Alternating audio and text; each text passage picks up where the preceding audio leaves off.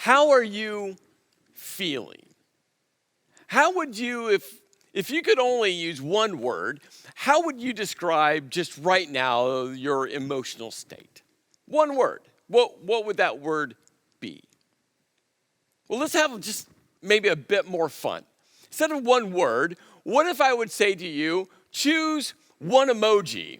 How, how are you feeling? I mean, doesn't that feel a bit more fun than just trying to mine up one word? So really, if you could select one emoji that depicts how you're feeling right now, what would that emoji be? Well, would it be this emoji? I mean, you just feel completely exasperated. I mean, with everything and anything. I mean, you just find yourself waking up in the morning, feeling like this. You feel like as you make your way through the day, you feel like this. I mean, when you go to bed at night, you're still just, you have that, exasperated feeling. Would this be your emoji? You just feel uneasy with everything. I mean, uneasy with relationships, uneasy with your job. You feel uneasy with your retirement and your investments. You feel uneasy with your business. You feel uneasy with your family. You feel uneasy with you just feel uneasy getting in your car and driving to the store. I mean, just everything has you kind of on edge. Maybe for you, the emoji is, you're just mad. Maybe you know what you're mad about. Maybe you have no idea what you're mad about, but you're on this constant state of just, anger. And it's intense. And you don't really like it. And you look in the mirror and you don't like what you see, but it's there. Or maybe for you, you're just sad. That's the emoji. What's interesting is so many times when we use the word grief, we attach it to, the death of a loved one, and that definitely is grief. But actually, grief holistically it's loss. And we've all gone through a really long season filled with loss. I mean, some really big losses, but there's been a whole host, a whole list of really small losses. Like I think about just the entire 2020 holiday season, from Halloween into Thanksgiving into Christmas. And for my wife, Kim, and I, we have a whole list of traditions. And when we moved to Pennsylvania over 4 years ago, we were able to start some new traditions. And some of those were just some really cool fall festivals that, we found and other people told us about. And we put it on our calendar. And, we have just looked forward to those fall festivals. And I just remember this last fall where those calendar dates would come and, those events, those festivals had been canceled. And I know in the scope of life and what's going on in the world, those aren't like important events. But guess what? They still made me sad when we had to delete them from our calendar where Kim and I couldn't go and experience those moments together. Do you just feel sad because, there's just been a lot of loss over this season? Maybe for you, the emoji is this face. Now, what's interesting about this face is Apple named this face the persevering emoji. And I love that word because when I looked it up, because I was just more curious about what that emotion, I kind of had an idea of what that emotion really was reflecting. But when I looked it up and realized that the word was persevering, now that made so much, more sense to me because I do think that is the emotion, that's the feeling. It's that of hands clenched, eyes closed, teeth gritting together, and you're like, no matter what comes my way, I'm going to make my way through. No matter what I face, nothing's going to conquer me. I'm just going to keep my head down and keep moving forward. And maybe that's what you're feeling right now. Or maybe for you, you've just tried to block out all feelings and you've just tried to say, you know what, I'm too overwhelmed by all of those feelings, and you're just trying not to feel anymore. Every year, some organization comes together and they will put together new emojis that they release. It's a worldwide thing. And in November of 2020, one of those new emojis that was released is what they called the disguised face. And I think it's so telling, especially for that to be released in November of 2020, because I do think, well, most of us, when it comes to our emotions, when it comes to our feelings, not just that we don't want to talk about them or face them, we definitely don't want other people to really know what we're feeling inside. In fact, most of us are experts at disguising our feelings. So how are you feeling? Really? As a teenager, I read through the entire Lord of the Rings trilogy. And I remember when I heard about those movies those books being made into movies, and I was so excited because, again, as a teenager, I read all of the Lord of the Rings books, and I imagined what it could look like. And well, on opening night of all of those movies, when they opened, I was there in the theater. Well, there's this interaction between Bilbo Baggins and Gandalf. Gandalf had come to Bilbo's house, and they were in a pretty intense conversation. And what Bilbo said to Gandalf was really reflective to, well, how I'm doing, really. You see, what Bilbo said to Gandalf was, well, I feel thin, sort of stretched like butter scraped over too much bread. Now, I don't know what emoji depicts that. But that line, I feel thin, kind of stretched. I mean, that's how I'm doing emotionally. That's how I'm feeling. Really. You see, what we have to understand in all of us, our emotions, our feelings are the real. The question is, what are we going to do about them? And how are our emotions and feelings going to, guide or not guide the direction of our life? Well, I'm going to ask you a kind of uncomfortable question. But before I pose this uncomfortable question, let me just let you all know so that you can just kind of rest in the fact that we all are going to answer the question the same way. You know, whether I know you or I don't know you, whether this is your first time with us or you've been with us for years, I'm just going to let you know, I know how you're going to answer. And you're going to answer my uncomfortable question with yes. So, you ready for the question? Here it is. Have you ever made an emotionally reactionary decision that you later regretted? And the answer to that is yes, you have. I mean, have you ever, purchased a car and you wanted to buy a new car, but you weren't sure if you're going to buy a new car, and then you saw that car and it was a color you've dreamt of, and you went there and, they let you sit in it and they let you turn it on. They let you take it for a test drive, and you just pictured yourself driving off the car lot in that car. I mean, you knew that it was going to stretch your budget. You knew that you had some other debt to pay off. You knew that maybe it wasn't the best financial decision, but it's your dream car. And so you purchased that dream car, and then all of a sudden, days, weeks, months later, the emotional feeling around that car quickly changed. Have you ever quit a job? And in the moment when you quit, it felt great until you woke up the next day, the next week, until you got some space and realized that just maybe, you made a emotionally reactionary decision.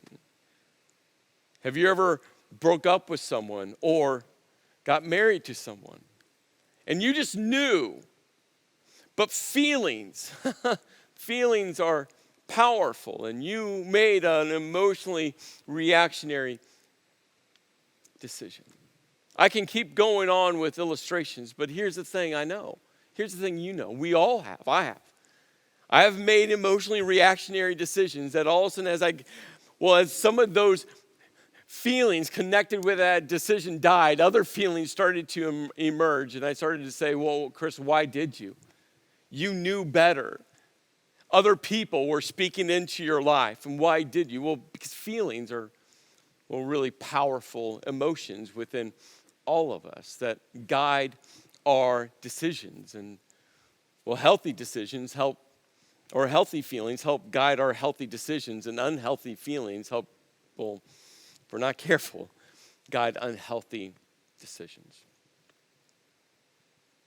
Work with me on an illustration.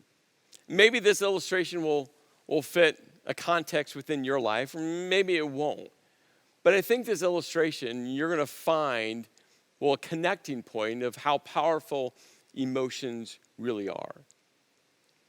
Have you ever felt just disconnected from God? And maybe this is a season where you feel disconnected from God. Maybe this is a season where God is there, but he doesn't feel like he's there. And being disconnected or feeling disconnected from God, it's a pretty powerful feeling. Well, let's take this thought process one step further. Have you ever walked into a church? People were standing at the door and, you just didn't connect with them. I mean, they were there, but as you walked past them, you thought to yourself, I don't know if this is really a friendly church. Have you ever walked up to get that free cup of coffee and, the people behind helping serve, you just didn't really feel connected with? Maybe they said hi to you, but you just didn't feel connected to them. And you got that cup of coffee and you took a drink and, it wasn't as hot as you would like. It wasn't as strong as you would like. I mean, you're thankful for it, but again, it didn't make a connection. You walk into the sanctuary, the auditorium, the room, and you find your seat in the song started and people were singing, but you weren't singing and you just felt disconnected. Maybe you didn't know the songs. Maybe you didn't like the song. Maybe, who knows why? You just didn't feel connected. Finally, the preacher got up to preach, to give the message, to give the talk. And, he was talking, but you didn't feel connected to him. You didn't feel connected with what he was saying, what the Bible was saying. I mean, you just kind of thought to yourself, this isn't for me, and this isn't helpful for me. And, the service got to the end, and you get up and you walk out, and, you just feel disconnected. And then you started just feeling, God, are you really there? And you started to feel kind of distance from church, and before long, you just stopped going. And there's a whole list of people that you're blaming. You blame the people at the door, and you blame the people serving coffee, and you blame the people picking out the songs, you blame the pastor, you blame the people that walked down your road, didn't say anything to you. There's a whole list of people that you're focused on, but in all reality, you walked away from church. You walked away from God. But what if I reverse time on this story? What if right before you walked into that church building that day feeling disconnected? What if that morning you woke up and you were getting ready for church and you got in an argument with someone and you were just mad? Maybe it was a spouse, maybe it was you got a call from work, maybe it was one of your kids, maybe it was a best friend, who knows? Maybe you saw something on Facebook that someone posted some passive-aggressive comment. It doesn't matter what it was. It's just you woke up that morning to go to church, and the entire morning getting ready and driving to church, you were just mad. You were just angry. And in fact, not only were you just mad that morning, that entire week, that entire month, maybe that entire year, you were just living in a constant state of agitation. I mean, just your entire life, just everything was just kind of off kilter. Everything has just been in the season, just kind of, it's hard to put some words to it. It's not like life was bad for you, but you were in a constant state of, agitation.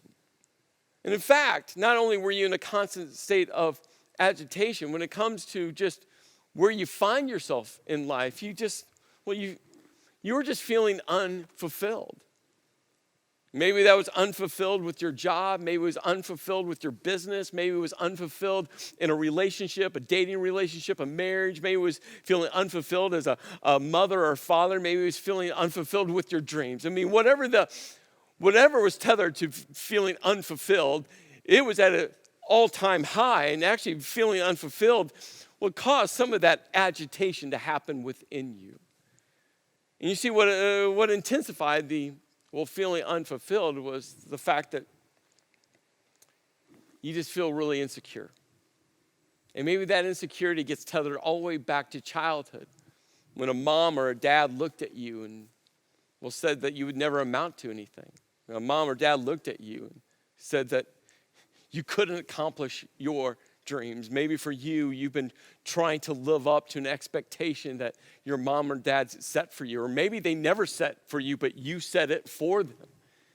And now all of that insecurity is getting funneled into, you feeling unfulfilled. That's getting funneled into you feeling agitated. That gets funneled into, an argument that morning that maybe you don't even remember what you're arguing about. And it had nothing to do with what you were arguing about anyway. It had everything to do with everything else building up that led into you walking into a church and feeling disconnected from everyone around you, including feeling disconnected from God.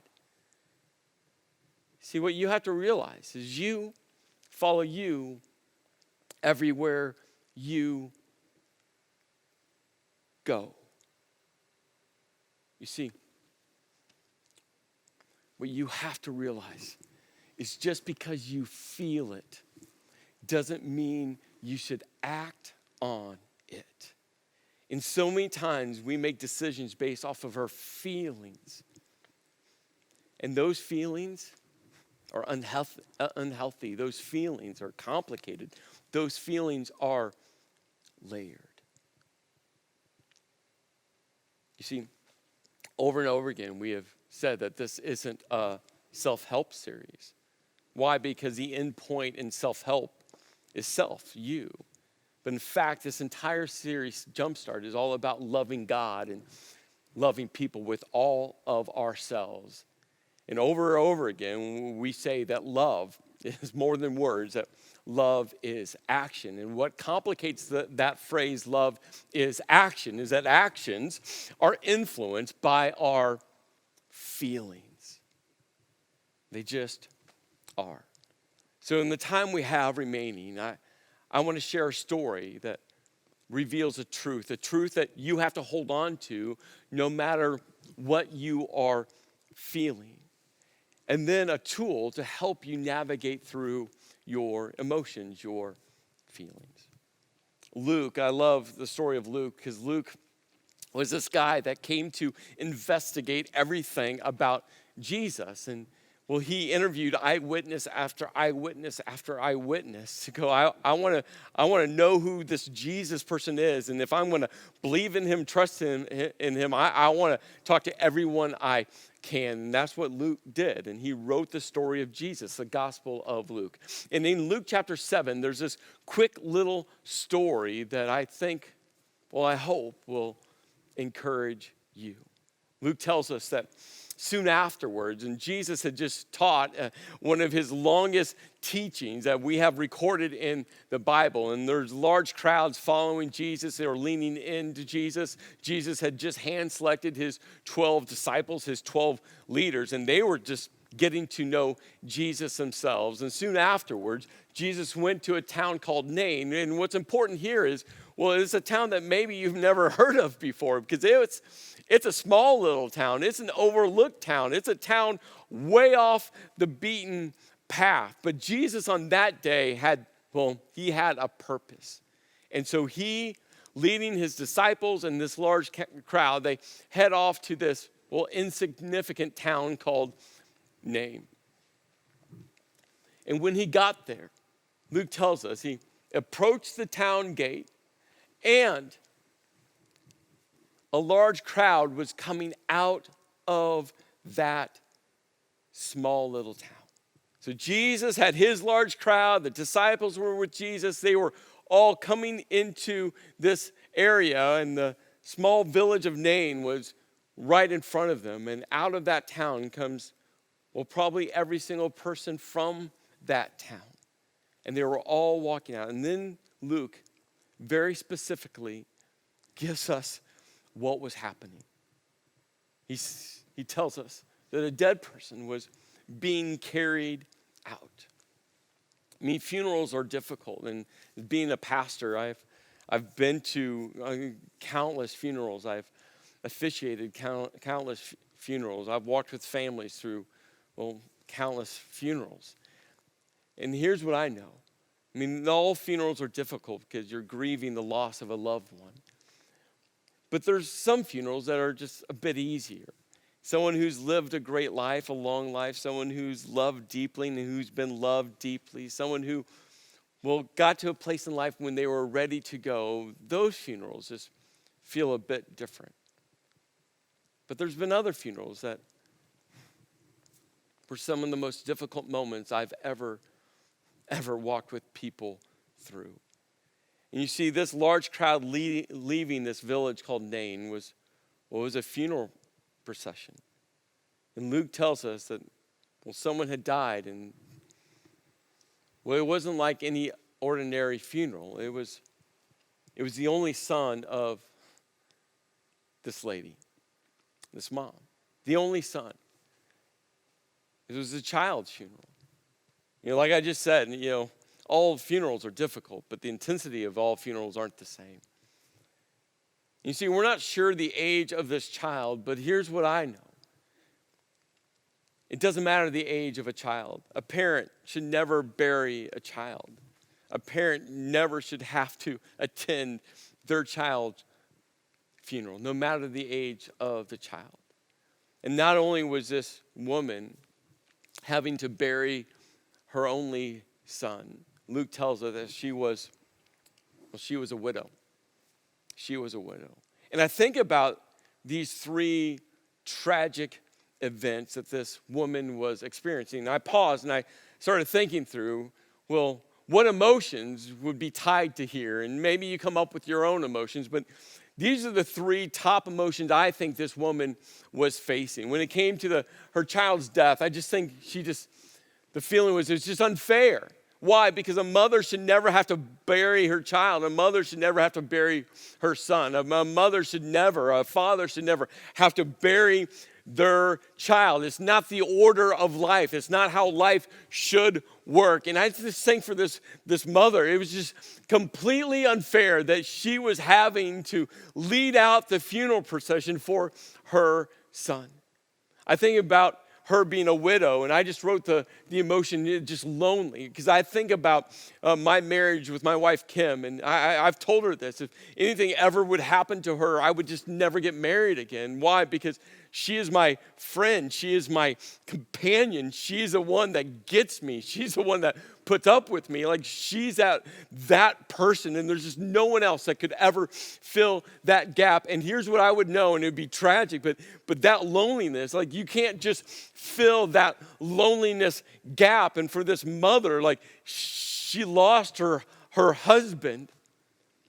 And then I think about it being her only son. Remember, 2,000 years ago, it was the male that provided security. It was the male that provided income and work for the family. And I just think the emotion was uncertainty. Because this woman had lost her husband, but her son was able to provide that security. Her son was able to provide the income and the stability for the family. And now, she has none of that. And I think her financial future was completely uncertain. I think her livelihood was filled with uncertainty. And then what Jesus does next was so amazing. Luke tells us that when the Lord Jesus saw her, I mean, the crowds of people, crowds around Jesus, crowds coming out of the city, but Jesus locked eyes on her. Out of everyone around him, it was her that he locked into. When he saw her, Luke writes that well, his heart went out to her. His heart had compassion for her. I think as Luke was writing this story, he was trying to get the right word that expressed what other people was sharing with him, that were there, who witnessed this. And Luke found this Greek word that was the strongest Greek word he could possibly find to express how Jesus felt for this woman. It's this word that means that with all of Jesus's insides, with all of his bowels, with his entire self, he felt he had compassion for her. It wasn't just he felt sorry for the situation. No. Everything within him ached for her. And he walked up to her and he spoke to her. Now, what he said was, don't cry. And it wasn't like one of those like, man up. Get over it. No. Because when Jesus spoke to her and said, don't cry, Jesus knew what was coming next. But he spoke to her. And I think just the tone of his voice put her at ease. And then he walked up to the stretcher that had the body laying on it, and he touched it. And in this moment, Jesus was considered a rabbi, and he broke religious rules, religious law. He became ceremonially unclean because he touched it, but Jesus didn't care because he cared about this woman and this boy. And when he touched, the boy came back to life. He healed him and healed this mother. You see, I think about that moment. And then I think this is what I want you to hold on to. Even if you don't feel it, I want you to know that Jesus sees you. Sees you.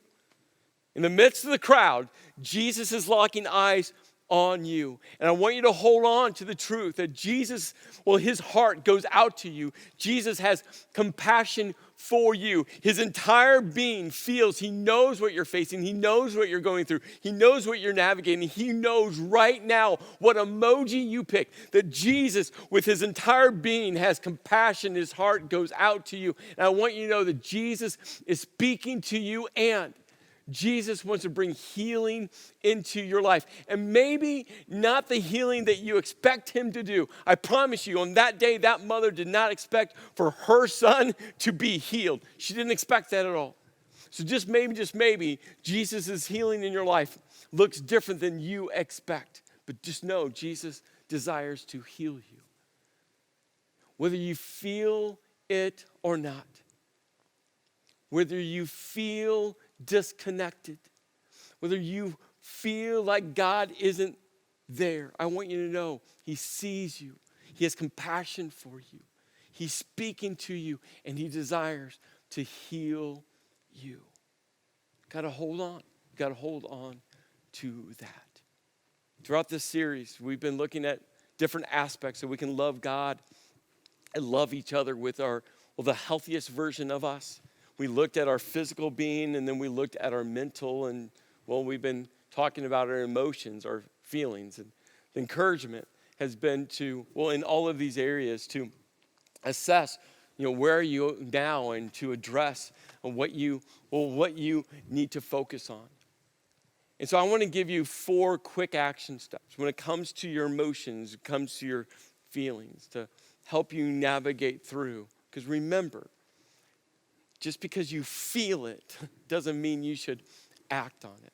And here's a path to help you navigate through your feelings. The first one is this. I just got to encourage you to pause. You got to pause. Just because you're feeling a certain way doesn't mean you should follow those feelings. There's something about literally stopping yourself. There's something about literally saying, hey, I know I'm feeling this way, but it's better for me to pause the movement of my life than just to follow my feelings. And once you pause, you need to admit, you got to admit what your feelings are, what you are actually feeling, and admit that there's layers of emotion to what you're feeling right now. It's just not one feeling. I mean, there's a whole list of feelings that are being integrated together, that are being entangled together. And all of those feelings help it to intensify and complicate actually what you are feeling. And the more you can admit to, hey, it's not just one thing I'm feeling multiple things, and all of them are coming together. The more you can own your feelings, then you move to the third step. You got to talk to someone. Because when you talk to someone that you trust, when you talk to someone that you respect, when you talk to someone that you just know will help walk with you on your spiritual journey, when you talk with someone who's willing to speak truth into your life, you're going to, well, as you talk about your feelings out loud, they're going to be able to help you untangle what you are feeling. They're going to help you, well, bring some clarity into that. And the last one, there's some healing that needs to be done. There's some feelings that are, well, months, years, decades in the making that you've never healed from. Until you heal from a childhood incident, from a teenage year incident, from a college moment of life to a first job issue, till you start healing from some things in your past. I'm just telling you, those feelings, those broken, fractured feelings are still wreaking havoc in you and through you. No, Jesus sees you. Sees you. You can't disguise your feelings from Jesus. He knows your heart. Know that Jesus, with his entire being, has compassion for you. Know that Jesus is speaking to you. He's speaking to you right now. And know that Jesus wants to bring healing to your life. Let me pray. Lord, I thank you for who you are, what you're doing. Lord, I pray for every single person that they'll face their feelings. It's uncomfortable, it's scary, it's filled with more feelings. But Lord, you've created us to feel. But you also want to bring healing to some feelings, to some emotions that are broken and fractured. Lord, thank you for seeing us. Thank you for having compassion for us. Thank you for speaking to us individually. And thank you for bringing healing into our life. In your name I pray. Amen.